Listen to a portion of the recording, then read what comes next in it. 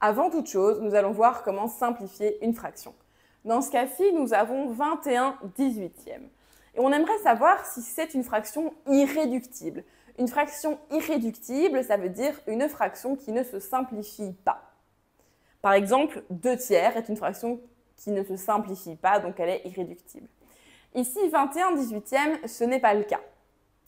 En fait, 21/18, on peut le simplifier. Pour cela, on va faire ce qu'on appelle une division en facteurs premiers de chacun des termes. Une division en facteurs premiers, ça se passe de cette manière. J'écris mon nombre. Je mets une grande barre et je vais utiliser les nombres premiers. Donc 2, 3, 5, 7, 11, 13, etc. On commence par le plus petit, 2. Est-ce que 21 se divise par 2? Non. Ok, le suivant, c'est 3. Est-ce que 21 se divise par 3? Oui. On écrit 3. Qu'est-ce que cela donne? 21 divisé en 3, 7. Alors, 7, est-ce que ça se divise en 3? Non. Est-ce que ça se divise en 5? Non. 7, oui.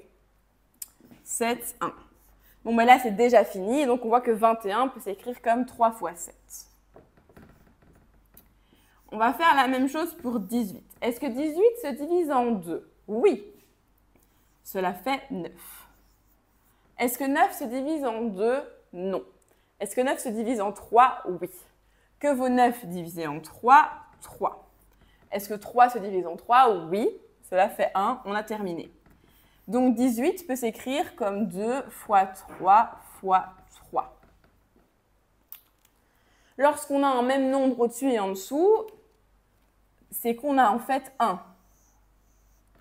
3 sur 3, c'est 1. Si je prends une tarte et que je la coupe en 3 morceaux et que je mange les 3 morceaux, en fait, j'aurais mangé toute la tarte. C'est le cas ici, en fait. Donc, lorsqu'on a un nombre qui est présent en haut et en bas d'une fraction avec un fois, ils disparaissent. Ils se simplifient. En fait, ils font 1. C'est comme s'il restait 3 sur 3 fois 7 sur 2 fois 3. Sauf que 3 sur 3, c'est 1. Et donc, on a 1 fois une fraction, ce qui fait juste la fraction qui reste.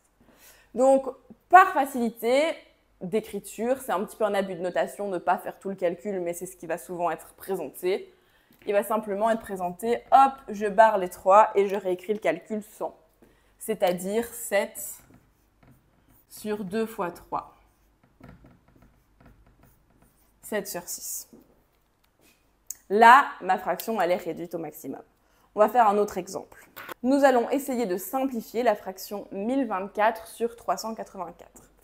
Est-ce qu'elle est irréductible? Non. En fait, elle est irréductible seulement si les deux nombres sont premiers entre eux. Ça veut dire qu'ils n'ont pas de diviseur commun.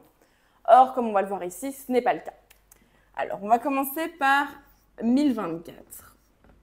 On va faire la division en facteur premier de 1024. Alors, on commence par le plus petit nombre premier, 2. Est-ce que 1024 se divise en 2? Oui.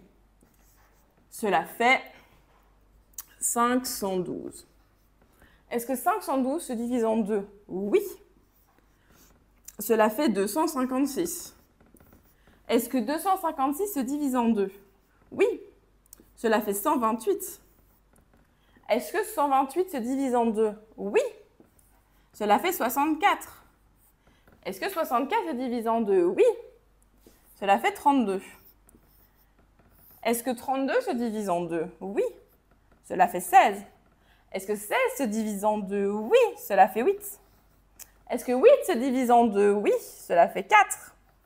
Est-ce que 4 se divise en 2? Oui. Cela fait 2. Est-ce que 2 se divise en 2? Oui. Cela fait 1.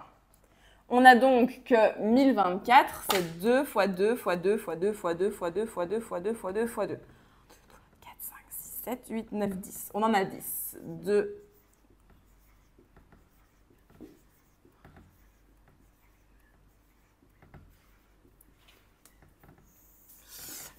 À présent, nous allons faire la même chose pour 384.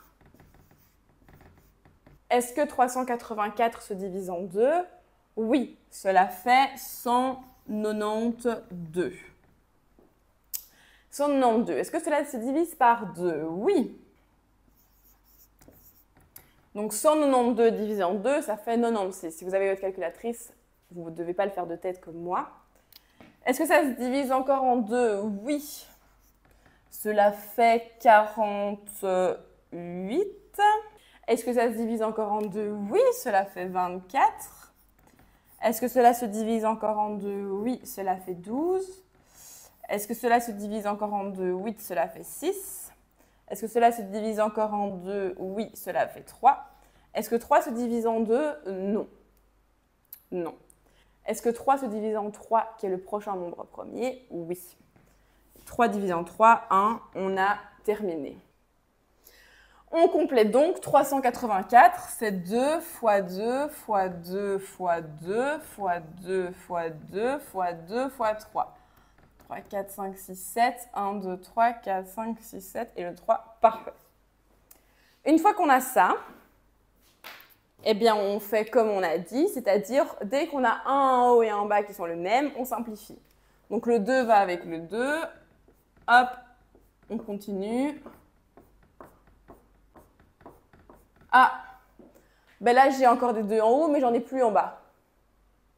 Eh bien alors c'est terminé. Il me reste donc 3, 2 en haut, donc 2 fois 2 fois 2 et juste un 3 en bas. Ce qui fait 8 tiers. Et nous avons donc bien une fraction irréductible.